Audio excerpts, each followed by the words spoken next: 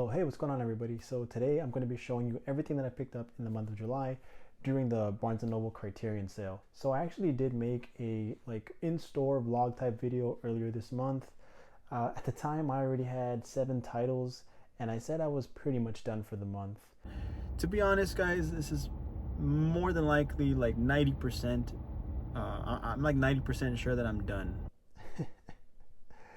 Yeah, I was so naive back then, guys. I mean, what can I say? I actually ended up with a total of 7 more titles plus a box set. So I actually ended up with, with the box set included, 15 total Criterions. And I gotta say, guys, right off the bat, a lot of these are gonna be blind buys. But, I'll still try to tell you what intrigued me about them, why I picked them up out of, Criterion's huge catalog, what kind of drew me in to pick up certain titles. So I'll make sure I mention that. But yeah, I'm going to be showing you these in spine number order, just because I'm fancy like that, and why not? But the first one here, spine number 44, that's going to be The Red Shoes. Now this is the 4K edition. I wanted this film, back in the day, way back when I first got into Criterion, but I held off, and I'm glad I did because 4K. I know this was shot, with like Technicolor, and with the 4K, I know that it's just gonna look really amazing. I'm not too sure if it has HDR, but either way, I'm sure it's an improvement, which according to certain 4K reviewers out there, this is a pretty big jump from the Blu-ray, so I'm excited about that. This is a film from 1948. I don't know too much about it. What I do know is that, it's based on ballet, I believe, and I know that there's these like grand dance numbers, and I'm really interested in checking out. I'm interested in seeing how it was shot for the time period and the costume designs, and I'm just really into like how these films were made. So The Red Shoes, I hear it's a great movie, and I'm really interested in checking it out for sure. Okay, the next one is going to be spine number 133, and this is just a Blu-ray, but it's a French film, and apparently in Dutch as well, and this is The Vanishing. Now this movie, I've heard about it. I've heard about it for a while now, and it's been on my wish list, and I finally got it. I was really interested in this movie because I've heard that the ending is just like mind-blowing. It's just like a crazy ending, and the plot itself sounds also very interesting to me. From what I understand, it's about this couple, boyfriend and girlfriend, who are on a vacation, and they end up stopping, I believe, maybe like a gas station or something like that. I'm not sure when this takes place, but it was a film from 1988. So they stop somewhere, the woman goes missing, and just like not a trace. And I don't know what the rest of the movie is about. I don't know if, the boyfriend has anything to do with it, or he's just, trying to solve the mystery, where she went, but definitely sounds interesting to me. And it's a French movie, so I'm always looking to get more into foreign films. So this next movie is actually a movie that it's from a director that I've been trying to get more into, and that's Akira Kurosawa. I've seen 2 of his films so far. I have seen Seven Samurai, which I do own on Criterion, and I've seen Rashomon, which I do not own, but I did watch on Max. And this is spine number 190, and that's going to be Throne of Blood.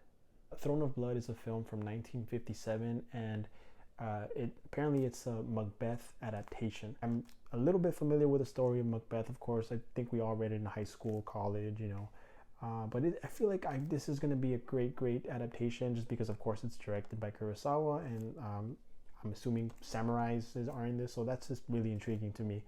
I really want to get more into like samurai movies and 50s movies, so of course can't go wrong with Kurosawa. This next movie is spine number 230, and that's going to be Robert Altman's Three Women.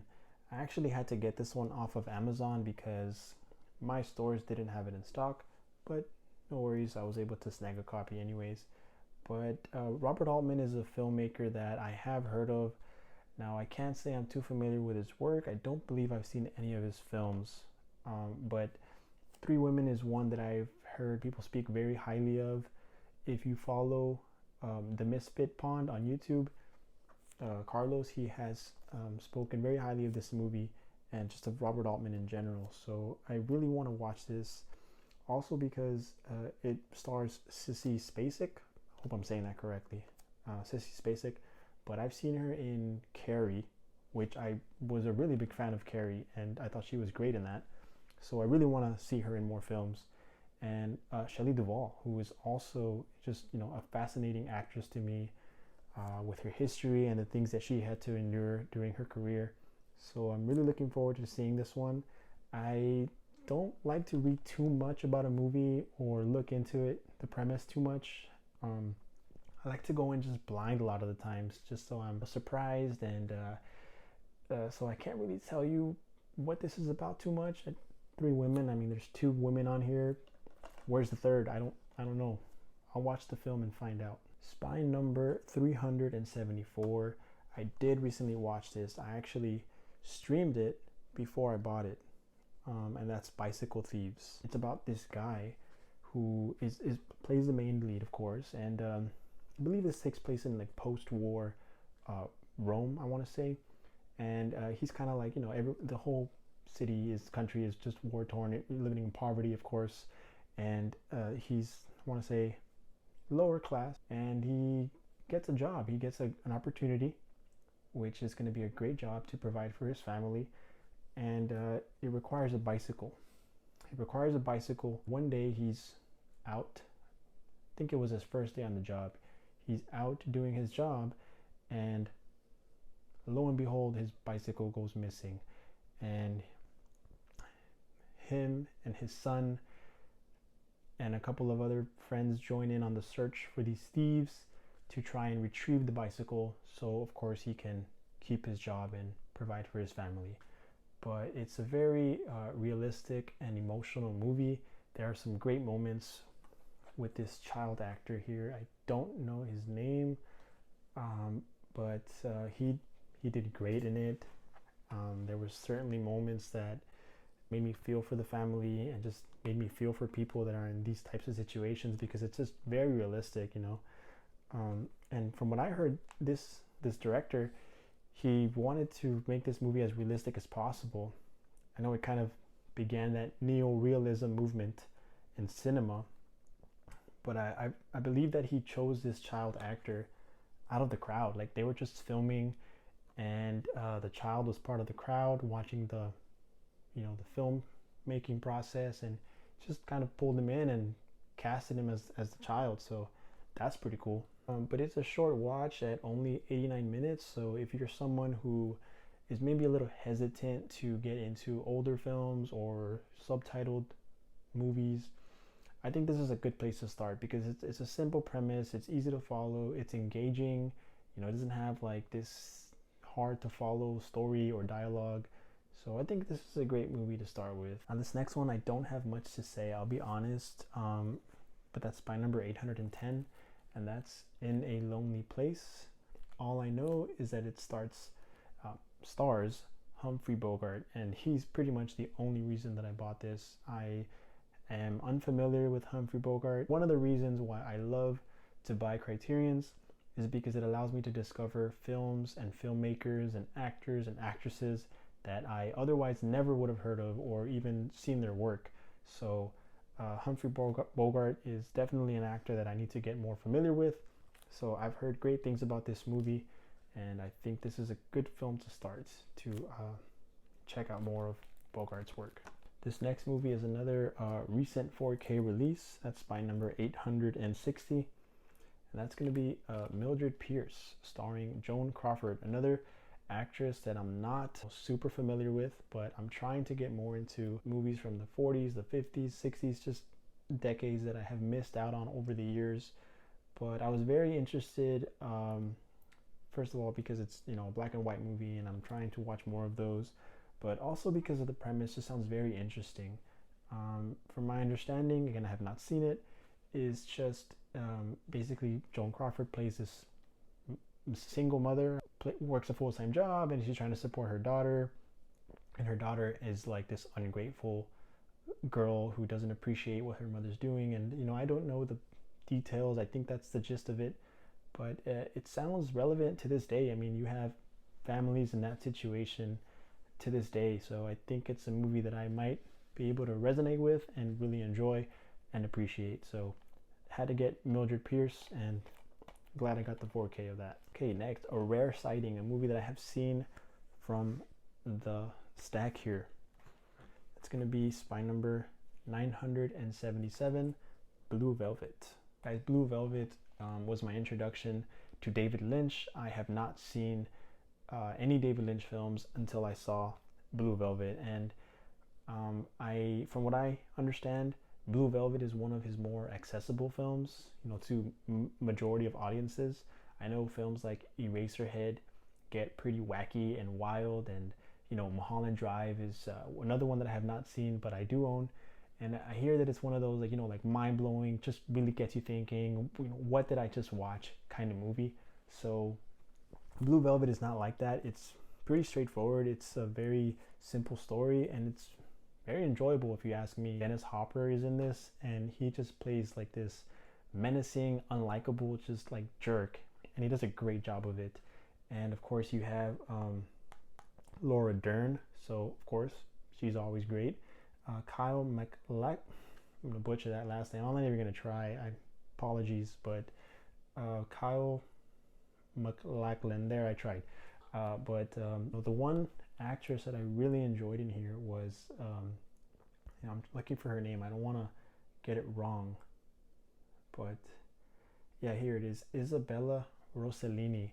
I thought that she did a great job in this. And fun fact, if I'm not mistaken, because I saw this a couple of weeks ago and I googled it, she's a daughter of, is it Ingrid Bergman? I want to say it's Ingrid Bergman. But yeah, that's pretty interesting. I had no idea. So this was my introduction to her as well. But yeah, this is a really good movie. I definitely recommend Blue Velvet. Basically, you know, if you haven't seen it, the main actor here, he's home visiting his sick father, and as he's walking home, or, you know, away from home, I don't recall, he stumbles upon a severed ear, and that ear just leads him down like this rabbit hole of an investigation, and he just gets like way too involved in business that he has nothing to do with, and he gets involved with just terrible people, Dennis Hopper, and just craziness, and you know, you just feel for the guy. But it's a very interesting watch. I definitely recommend Blue Velvet. All right, guys, we're about halfway through here. We have about 6 titles left, plus that box set that I mentioned. So yeah, we'll get through this. Appreciate you, you know, sticking with me here. But yeah, like I said, guys, so many of these movies are blind buys. So far from the stack that I've shown you, I've only seen Blue Velvet and Bicycle Thieves. You know, the rest I have not seen. So definitely let me know, like, which one should I tackle first. But next up here, we have a pretty cool digipack edition. That's spy number 1003, and that is going to be all about Eve, which I hope I'm remembering correctly, but I believe this won Best Picture. So this is a film from 1950, and another one of these actresses that I have not seen their work, and I'm really excited to be checking them out. But that's Bette Davis. Like I said earlier, just I'm not always really digging in to find out too much about the premise, because I like to be surprised. But from the stills, like the stills, the shots, the little bit of the trailer that I saw, it just looks really cool to me. So always love seeing like older films with the actors and the actresses just back in the day, knowing that a lot of them are not even with us anymore. It's just so interesting to watch them work and like do their thing, and it's just, that's what intrigues me about these older films. But of course, as someone who just loves physical media in general, one of the biggest reasons why I bought this was just this digipack. I love these digipacks. Haven't opened it yet. I normally open up my movies, like if I really want to check out the packaging, I'll just open it up, or I'll just wait till I watch it, and then I'll dive into like the essays, the booklets, the special features. But Hopefully I get to this one soon because it just looks like it's going to be really good. This next movie is going to be spy number 1071, and that's going to be Defending Your Life. There's something about movies with, you know, this theme of the afterlife, or just movies that revolve around the afterlife and kind of like what waits for you when you die. So these ideas, these theories, even if it's just for fun, even if it's just for laughs, it's always interesting to see different points of view and perspectives of different filmmakers. You know, right off the bat here, is there love after death? So that's pretty much all I know. It's kind of like this romantic comedy, I'm assuming. I think that the main character here, Albert Brooks, he dies, and I don't think that's a spoiler because that's kind of like even in the trailer. He dies and he goes to, I don't know where. I don't think it's heaven. I think it's like this place in between. I'm not sure, but apparently he meets up with Meryl Streep's Meryl Streep. Why did I say Streeps? Meryl Streep. But yeah, he finds himself in Judgment City, and yeah, I don't know too much else, guys. Like, I didn't really read too much further than that, but I really want to watch that one. That seems like this feel-good comedy type of movie, so always nice to own some of those in the Criterion collection. And on the other side of the spectrum, just not a comedy at all, spy number 1171,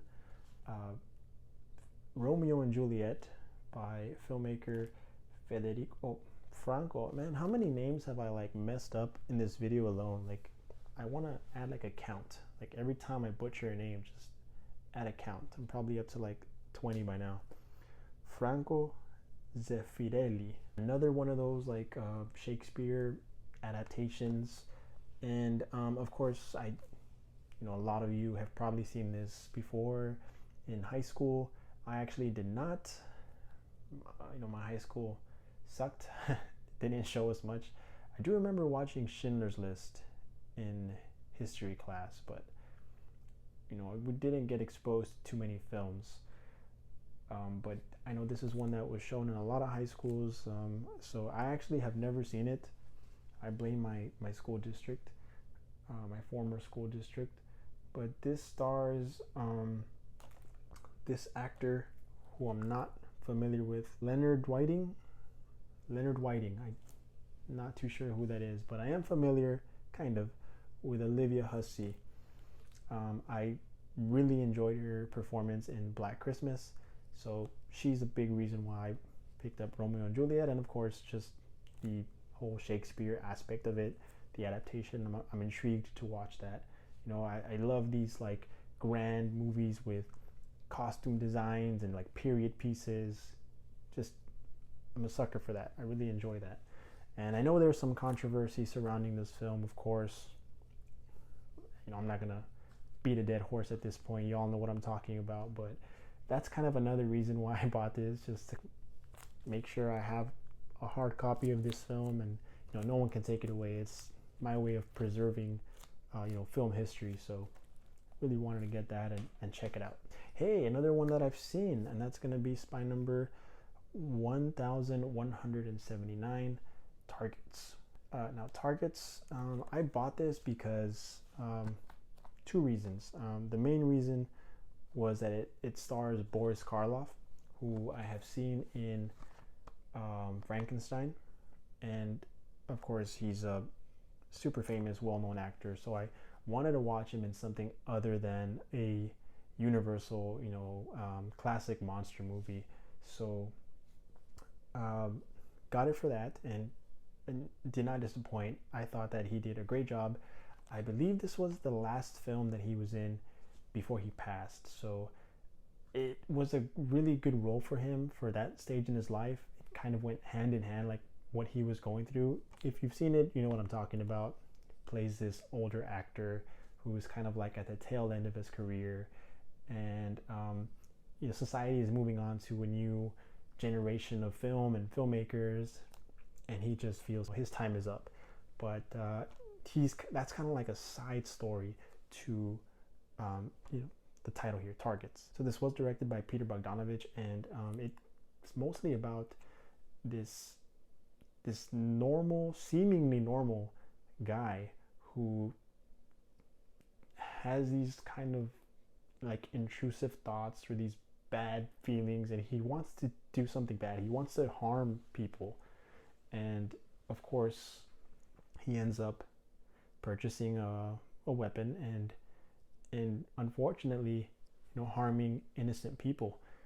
And reading the essay or the booklet in this edition of Targets, this was actually based on real life events which happened shortly before this movie was filmed. So like the events happened and this movie came out like almost immediately after.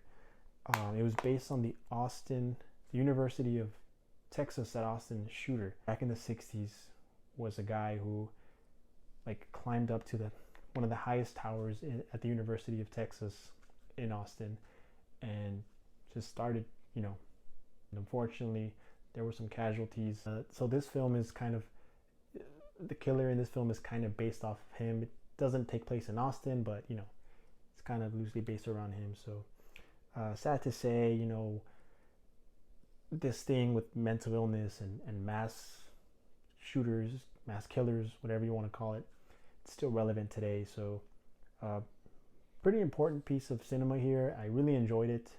I know some people weren't huge on it, but I do recommend this film, guys. So next is a classic movie. I have not seen it, but I actually got this before the sale. Like I rarely do that where I purchase a movie from Criterion. I don't want to say full price because it was still like $35. So what MSRP is like, what, 50? So it wasn't MSRP, but it was still 35. It wasn't the usual sale price of $20, $25. I got this for 35 at Best Buy when it was first released.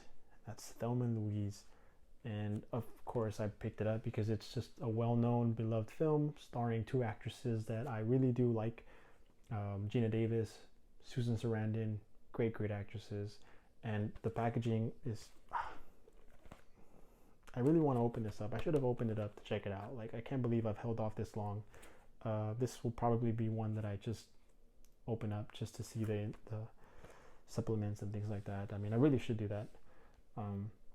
Does anybody else just, something about like the sticker and the plastic just gives it that like new feeling? Am I crazy? Let me know if you just like to leave your movie sealed. I'm crazy, and probably. Yeah, aside from the fact that this movie is just really well known and well liked, the packaging, the artwork, it's just, it was amazing. It was like a no-brainer for me. Really want to watch this before the month ends, so I'm hoping I can do that. Alright guys, I have seen this one. I actually was able to stream it before the sale because I wanted to watch it, see if I liked it enough to pick it up, because I knew everybody was going to be getting it. And I actually told myself at first, I did like it, I do want it, but I just saw it. It's one that I can wait till November or something. But of course, the Instagram posts come in, people start posting their pickups, and it was hard to resist. It was hard to resist temptation, but I got it. Martin Scorsese's After Hours. Now, as far as Scorsese films go, I haven't seen all of them, of course. He just has a huge filmography. I've seen maybe like 10 of his films. This is probably towards more the bottom half for me. That's not to say this is a bad film. He doesn't have a bad film in my opinion. This is still very, very good. But just compared to some of his others, it's not one of my favorites. But it's still a very enjoyable movie. I will say, like, I was hooked from the beginning to like the start of the third act, and then just the direction it went in, I kind of lost my interest. Regardless, still an enjoyable film. It's one of those that I feel like I might enjoy more when I watch it again. But I'm pretty sure you all are familiar with this. Everybody has picked this up. Everybody has talked about it at this point. So yeah, After Hours. Glad it got a 4K. And last but not least, everybody, this was probably my most anticipated of the month. This box set right here, going to be spine number 1186. This beautiful box set, the renowned westerns, 5 films directed by Bud Bedecker. Now, I have not seen any of these films, but I picked this up for a couple of reasons. One, I do like westerns. I am a fan of westerns, more so like modern westerns, even though I do like the original 3:10 to Yuma, though I do prefer the 3:10 to Yuma remake with Christian Bale. And True Grit, another modern, the remake, another modern western I really liked. So as a fan of westerns, I wanted to get more into some older westerns, and I feel like this is a great box set to kind of get started with. I'm sure most of you watch Serial at Midnight. He loves these movies, so if he loves them, I trust his judgment, and I'm sure these will be really good. I am aware that they're more like B westerns. They're not like these big budget, over the top movies, but that's fine. Like I love watching these movies where the budget is kind of low and the filmmakers have to kind of improvise. So that's always cool. And I'm a sucker for these landscapes, these outdoor scenery, scenes that just, I'll eat that up. And of course, the packaging, the artwork is just amazing on this. It comes with, like I said, 5 movies and little booklet here, so that's pretty cool. And then here are the movies along with the supplements. So really looking forward to diving into this box set. I hope that I can watch them soon, but there's just so many movies that I need to get to. It's hard to find the time, but like I said, definitely let me know in the comments, like, which ones should I start with first? From the ones that I haven't seen, what should I watch first? Let me know, guys. But that's it, guys. That's all I picked up. That's all right. Those are all the movies that I got during the month of July. I for sure am done now. I am not going back to Barnes & Noble. My wallet won't let me. But let me know, like I said, which ones should I watch first? Which ones did you pick up? Which ones are you looking forward to pick up on the next sale? I, for one, am very excited about The Others coming to 4K and Todd Browning's films, which I haven't seen, but they just look super interesting to me. Those October releases are, I'm definitely going to get those, hopefully during a flash sale or during the November sale. But I hope you all enjoyed the video. Please like, comment, and thanks for watching. I'll see you next time.